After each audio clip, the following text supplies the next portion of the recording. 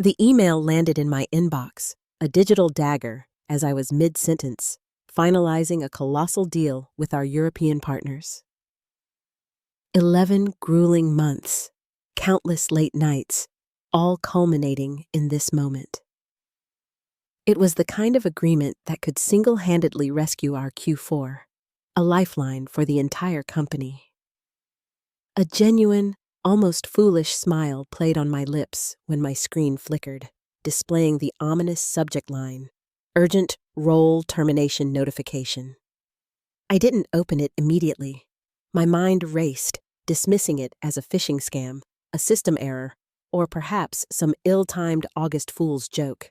The voice on the other end of the call continued, polite and clipped, and I kept nodding. The unopened email, a silent, waiting blade.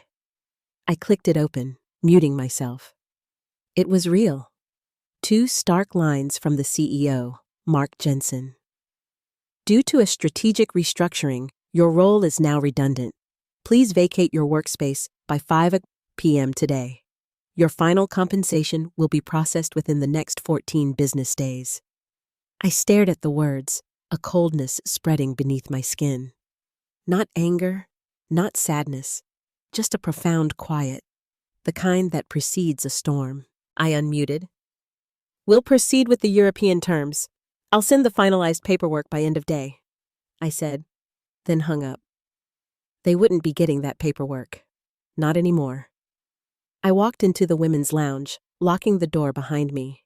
My reflection stared back, lipstick perfect, blouse still crisp, expression unreadable. No tears, no screams. I simply reached for my phone, scrolled to an encrypted folder labeled Phoenix Protocol, and tapped once. A progress wheel spun silently. No dramatic alarms, no crashing sounds, just a system-wide shutdown. A digital fog rolling over everything they believed they owned. Back in my office, I packed slowly, deliberately, selecting only the things that truly mattered. The vintage fountain pen from my grandmother, my old university ID, a smooth Riverstone paperweight, and the framed photo of my son, now a grown man serving overseas, still thinking his mom was just some marketing executive. I left the accolades, the numerous excellence in innovation plaques, the ridiculous crystal trophy engraved with loyalty as leadership. I wasn't loyal anymore. Outside, screens began to flicker. First the main dashboard on the 5th floor, then the data analytics hub on the 7th. The central server froze. The internal communication platform logged everyone out. Slack, Google Drive, Salesforce, even the high-end coffee machine in the executive lounge blinked red and died. I didn't have to stay to witness the collapse, but I did, just long enough. That's when Mark came running, his expensive loafers clicking, panic etched on his face like a child lost in a crowded mall. He burst into my office just as I placed the stone paperweight into my bag. "What the hell did you do?" he barked, his voice cracking. I looked up at him calmly. "You said I was redundant, so I removed what was redundant." "You think this is funny?" he hissed, slamming his hand on my desk. I stood up slowly. He instinctively stepped back. "No, Mark," I said. "I think it's poetic." I walked past him. His phone rang as I stepped into the hallway. His voice dropped an octave as he answered. "Yes, I'm aware. No, I don't know how to fix it." He didn't even look at me as I passed. He would, very soon. Because what none of them knew, what no one but me had ever known, was that I didn't just build the digital backbone of this company. I owned it, and buried deep within those lines of code was a single clause, a trigger that could turn their kingdom into glass.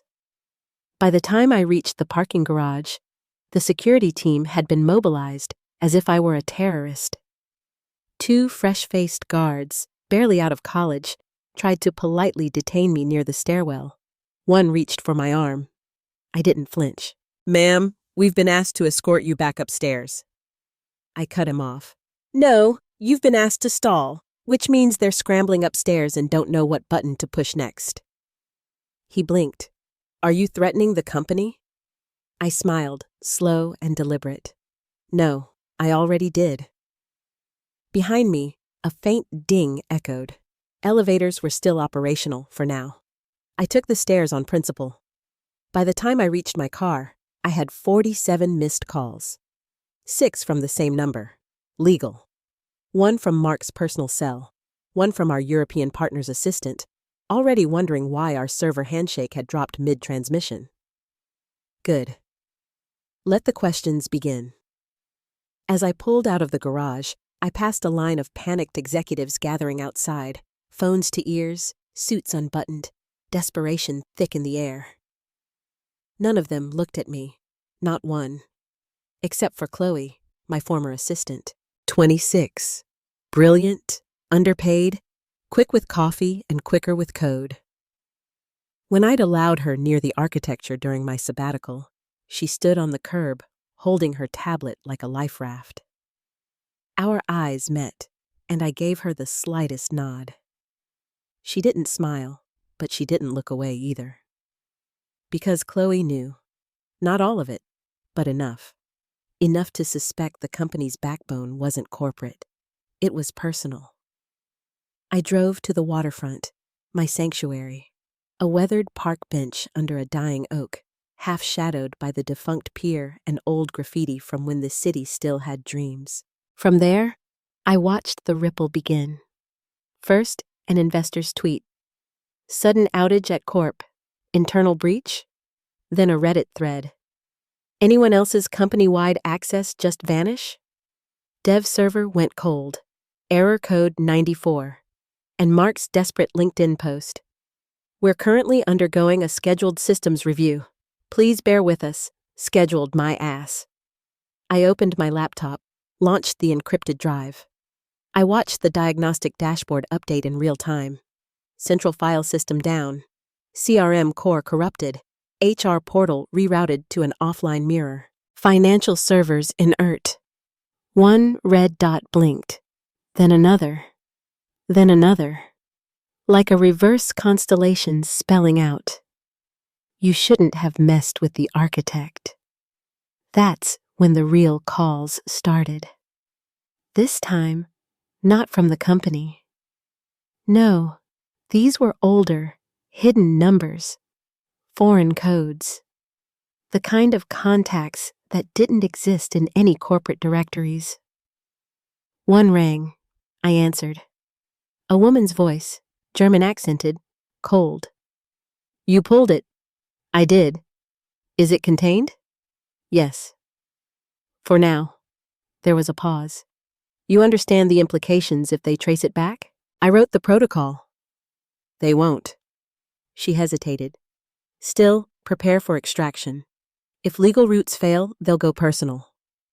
I looked out across the water. They already did. And I hung up. Because this wasn't just about firing me. This wasn't just corporate betrayal. Mark had poked a hornet's nest without reading the plaque on the hive, and now he wasn't dealing with a disgruntled former employee. He was dealing with a woman who never once asked for power because she already had it. Hidden, layered, buried deep, waiting, and now unchained. The breach didn't start with the servers.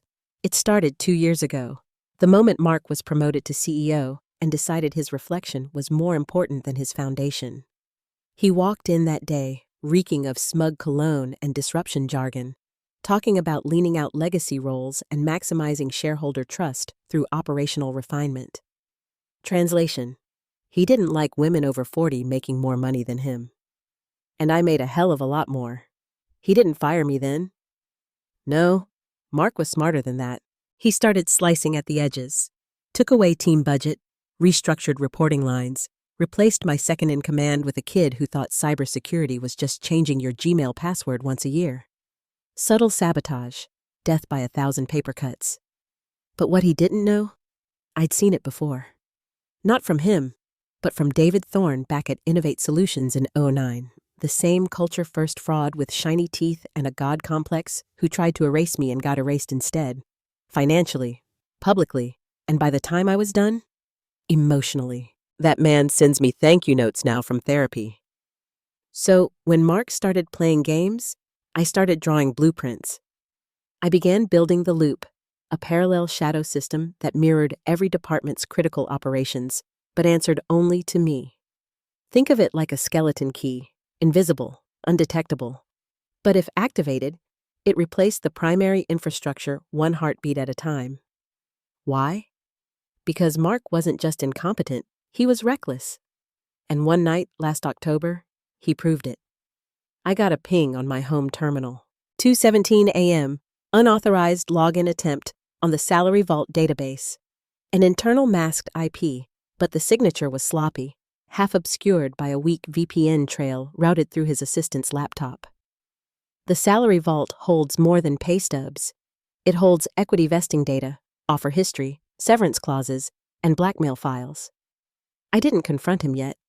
I just logged the attempt and adjusted the Loop sensors. From that night forward, every keystroke in his suite was mirrored, time-stamped, and stored, including what I found 3 months later. A backroom memo stamped confidential, titled Phase 3 Post-Redundancy Compensation Restructure. My name was listed alongside 4 others, all women, all VPs or higher, all over 45, all marked sever with cause, minimize liability. No wonder he smiled at me like I was invisible during the last board review. No wonder legal stopped CCing me on compliance briefs. No wonder my budget for team wellness vanished while Mark got a new espresso bar installed next to his office. He was planning a quiet purge, and I planned a louder one. Because this wasn't just a vendetta anymore. This was war. And in war, you don't show your weapons. You bury them. Wait, and then detonate when everyone's too busy sipping espresso to notice the ticking sound beneath their feet. 3 hours after I walked out, Mark initiated what they probably called a recovery cascade. I watched it unfold from the comfort of a hotel lounge downtown. 5-star, of course. Company perks still on my card. They hadn't revoked my access yet. Another oversight. The screen across the bar switched from muted sports commentary to a breaking news ticker. Major East Coast tech firm hit by internal anomaly. Operations frozen, sources say. I sipped my drink. Neat, no ice. Refreshed the diagnostics feed. They'd rebooted the core server, which triggered a recursive loop in the mirrored structure I'd built. A loop that simulated success while feeding them digital garbage. On paper, everything looked fine. But inside, it was a spaghetti plate of false access points, echo data, and sandbox traps. I left them chasing ghosts. Meanwhile, Mark called me. Finally. Blocked number. Amateur. I answered with silence. He started talking fast. Too fast. Don't know what you think you're doing, but this is corporate sabotage. You're risking lawsuits. Prison time. Hell, we can still fix this, Audrey. He used my first name, like we were friends. You cleared my desk, I said calmly. Now clear your conscience. I'll pay you personally. Just undo whatever it is you did. Oh, Mark, I said, almost sweetly. You think this is about money? He paused. You always thought it was about money. That's why you'll never understand who you're dealing with. I hung up. That's when the text came in from Chloe. Just one sentence. He's panicking, just asked if a full unplug and blow dry would help. I chuckled, dry, bitter. Then I replied, get the mirror drive out. Step 1, Phoenix Wake Protocol. You remember the rest? No emojis, no warmth, just trust. Because Chloe wasn't just an assistant. She was the apprentice I never told anyone I had. I trained her in between board meetings, after-hours war rooms, and the chaos of layoffs. I'd seen her potential years before she saw it herself. She was cautious, precise, and she never once broke protocol. More importantly, she knew the exit plan. I had built it not just to burn the house down, but to rebuild it under a new name. Mark never knew what Phoenix Wake meant. That word never appeared in a single server log board memo, or IT glossary. But Chloe knew, because behind the loop, behind the silent kill switch, behind the misdirection, was the inheritance. The infrastructure I'd quietly carved out and cloaked under dead startups and domain shells for over a decade. Secure, private, portable, and with the right trigger. It would resurrect under a new entity, one where the clients followed me, not the brand. I didn't need to beg for relevance. I'd engineered it. They just hadn't realized yet that when they cut me loose, they actually unhooked themselves from their own spine.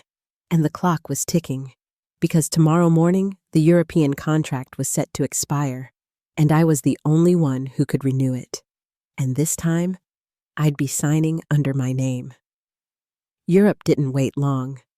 At exactly 9:01 a.m., their time, 8:01 p.m. mine, I received the encrypted message through the secondary channel we'd used during political unrest in 21. One word: broken. I replied, not broken. Unplugged? Interested? The reply came 4 minutes later, attached to a PDF, a letter of intent, direct, unfiltered, addressed to me. They weren't married to my old company. They were married to my brain, my architecture, my system of fail-safes that let them operate during typhoons while every other supplier crumbled. Now they were offering to shift the entire contract. No middleman, no mark, no delay. I closed the file. At that moment, I settled. My hands didn't shake, but my heart did. That strange lurch it used to do right before presentations that decided if we made payroll or shut down half a continent. It wasn't relief. It was arrival. Chloe called 30 minutes later. Burner line. Voice tense, but controlled. He's locked in the IT vault, she said, screaming about how you've hijacked the soul of the company. Legal is trying to draft emergency arbitration, but they can't even access the template servers. I leaned back in my seat. Perfect. Initiate phase 2. She hesitated. Audrey, this will burn everything. The internal archives, the board files, even my own history. I know, I said, because it had to be clean, untouchable. If even a fragment of my system got pulled back into their ecosystem, they'd claim partial IP, drag me into court until my hair turned white and my legacy turned into exhibits A through Z. So phase 2 didn't just destroy the bridge, it sunk the damn continent behind it. Chloe entered the fail commands. I heard her breath catch as she hit the final line. Phoenix Wake sequence, SAW, execute 5. Boom. Not an explosion, but a razor. My signature vanished from every build log, every commit chain, every access grant. From the digital plaque outside the innovation lab that once bore my name, flickered, stuttered, then reset to unattributed. Inside the company, panic collapsed into grief. Because they weren't just locked out now, they were amputated. I opened my laptop again, keyed into the Phoenix Wake.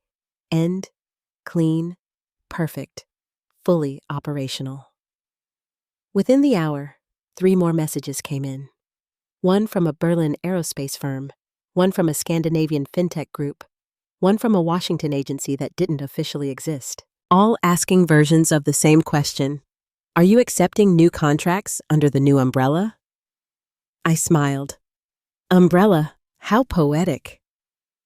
That's what I had been for 22 years, shielding idiots from storms they didn't understand. Now I was the storm, and I had just started raining. By midnight, my old company's homepage was reduced to a static splash screen with a typo apology. We are experiencing unprecedented technical issues. Please check back later. That spelling told me everything. Mark was writing it himself, and he was unraveling. I knew how he'd spiral. I'd seen glimpses back when investors pressed too hard during Q&A. The twitch in his right eye, the way his jaw locked when he didn't know the answer and had no one to throw under the bus. I'd once saved him mid-conference with a well-placed technical issue excuse and a fake demo.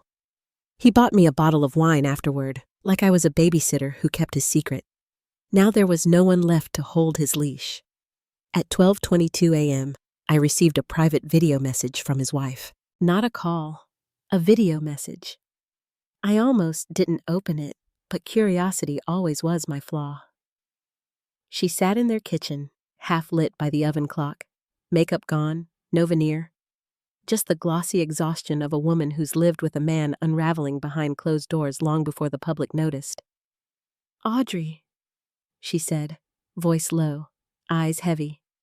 "I don't know what he did, but he keeps saying your name like it's a curse or a confession." She looked off screen, then back at the camera. "I know this doesn't mean anything to you now, but you weren't wrong about him. About all of it." She ended with silence. No plea, no defense, just surrender. And I didn't feel vindicated. I didn't feel anything because the chessboard was already scorched. No pawns, no kings, just ashes. By morning, half of my old clients had reached out through back channels. Not to ask what happened, but to ask for seats at my table. The European deal was done. I signed it using my new LLC, Ashwick Systems, a name born from fire. Trademarked months ago. Quietly. Because here's the part nobody ever understood. While they called me redundant, I was busy preparing succession. Not just survival, evolution. Chloe had deployed the skeleton team. 2 ex-data analysts I'd poached from an internal layoff list. A legal contractor who once sued us and respected me more than her own firm. And a systems architect from Toronto who'd been blackmailed for refusing to sell user data under the table. We were nobody, and together, untouchable. That morning, Mark finally went live. A broadcast. Sweaty, disheveled, eyes manic. He leaned over the boardroom webcam like a villain mid-meltdown. "There has been an unauthorized breach by a former employee. This act will be pursued to the full extent of the law. We are working diligently with our partners to restore core services." He paused, then added, unscripted, unhinged. "She thinks she can destroy everything we built, but she was never the foundation. It was just a tool." That clip hit Twitter in under 5 minutes. Chloe posted a single word beneath it, wrench. The replies came like wildfire. No system collapses like this without her being the system. If she was just a wrench, why are you bleeding from the head, bro? Put respect on the name. Ashwick is coming. He didn't realize it yet, but his press conference, it was my best PR. And every word he said tightened the noose he tied around his own legacy, because the world was finally seeing what I already knew. You don't fire the architect and then act surprised when the building falls on your head. The DOJ called me that evening, not with threats, with questions. A man named Harrow, crisp voice, no accent, didn't even introduce his agency. He didn't need to. The way he said my name told me he wasn't reading from a script. "We're aware of a potential misclassification of intellectual property," he said. "Are you prepared to confirm the system architecture was solely your design?" "Every line," I replied, "and every bypass, which is why your subpoena will bounce off their legal department like a tennis ball in a hurricane." He went quiet for a second. I heard a lighter flick in the background.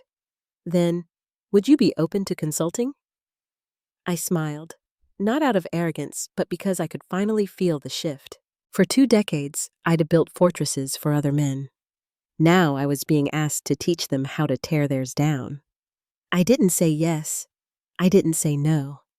I just said, "Send your questions in writing. My new counsel prefers it that way." Then I hung up. Chloe messaged me. "He tried to rehire your whole team. Offered everyone double. No takers." I wasn't surprised. They'd seen too much. Not just of Mark, but of me. Staying up past midnight, reworking failed deployment plans, smoothing over departmental idiocy, shielding interns from HR retaliation while still coding backend work at 4 a.m. They didn't follow me because I paid more. They followed because I broke first and rebuilt. Sharper. The board filed for emergency mediation the next morning. Their press release blamed a rogue former employee for disrupting core systems beyond contractual norms. And yet, they never used my name, because using it would have been an admission that I had one worth fearing. Still didn't stop the spiral. First, a leak hit the press. Screenshots of internal memos showing Mark's plan to cut all non-essential female leadership over age 45 by Q3. The phrase he used was sunsetting legacy voices. That headline caught fire. Legacy voices don't go. Quietly trended for 48 hours straight. I didn't write the op-ed. Someone else did, an ex-contractor from DevOps. He told the world about how I'd once rerouted a DDoS attack during my father's funeral, with one hand on my laptop and the other holding my son's. They called it myth. It wasn't. I hadn't cried that day. I hadn't eaten. I hadn't told anyone. I just fixed what no one else could. Now the world knew. And Mark? He vanished. 2 days later, the company posted an announcement. Effective immediately, our CEO will be taking an indefinite leave of absence. Not even a resignation, just absence. That same hour, Chloe sent me a photo. The brass nameplate from his office door, tossed, cracked, smeared with what looked like coffee. Caption: he left before the cleaner showed up. Guess even he knew it was over. I didn't reply, because by then I was watching Ashwick Systems onboard its 5th client in 12 hours, and Europe had just wired a 7-figure retainer. No office, no overhead, no permission. Just me, the empire they never saw coming, because it didn't wear a suit or smile for meetings or play nice at networking brunches. It wore scars and silence and code. The first press request came at 3:14 a.m. A journalist from Wired who'd admired my resilience and wanted to do a profile. I deleted it. Then came Forbes, Bloomberg, TechCrunch, all asking the same thing. Would I like to share my side of the story? There was no side. There was a truth. Then there was the wreckage. Mark's empire didn't collapse in fire. It rotted quietly. The way things die when no one believes in them anymore. Their next earnings call was postponed twice. Stock froze, then tanked. Clients fled like rats off a drowning spreadsheet. Meanwhile, Ashwick didn't advertise, didn't recruit, didn't pitch. We just answered the phone, because reputation travels faster than marketing ever could. Mine was no longer whispered in hallways or buried in footnotes. It echoed in every crash report they couldn't decrypt, in every contract that reappeared with my signature instead of theirs, in every "we'd rather follow her than rebuild with you." I gave Chloe the choice to go public, CTO title, full rights. She declined. Let them guess who built the back end. She said, mystery sells better anyway. Smart girl. Europe sent us a box of engraved pens. Lynn sent a bottle of wine so old the cork crumbled when we opened it. Washington didn't send anything. But 2 weeks later, a high-clearance cyber resilience contract landed in our inbox, with no bidding process, just coordinates, budget, and a non-disclosure clause longer than a Russian novel. We took it. Then one morning, my son called from base. Video chat. He looked at me for a moment, then said, "Mom, you're trending again." I laughed. Am I finally cool? He shook his head. Nah, just terrifying. We talked about nothing, everything. He asked if I was happy. I said, I didn't know yet, but I wasn't angry anymore. And that was new. That was enough. When we hung up, I walked outside to the rooftop deck of the brownstone I just closed on. No mortgage, no strings, just mine. The wind rolled in off the city like applause with no hands. Down below, the world churned. Lawsuits, pivots, reinventions. Mark resurfaced eventually. New title, new suit, different city. But the stain followed him. Because while he might have buried the scandal under NDAs and hush bonuses, he could never bury the one fact that haunted him. He didn't get outsmarted by a rival. He got outlived by the redundant one. And I didn't just walk away with revenge. I walked away with the blueprint, the keys, the kingdom, and no intention of letting anyone else hold the gate. Lesson and message. This story reminds us that true power lies not in titles or positions, but in skill, integrity, and the quiet strength to build something indispensable. When faced with adversity, especially betrayal, it's easy to succumb to anger or despair. However, the real victory comes from transforming that pain into purpose, meticulously crafting your own path, and demonstrating your worth through action, not just words. Never underestimate the redundant one, for they might just be the architect of your downfall and the builder of their own new empire. This is a testament to resilience, the power of self-worth, and the ultimate triumph of true talent over corporate short-sightedness.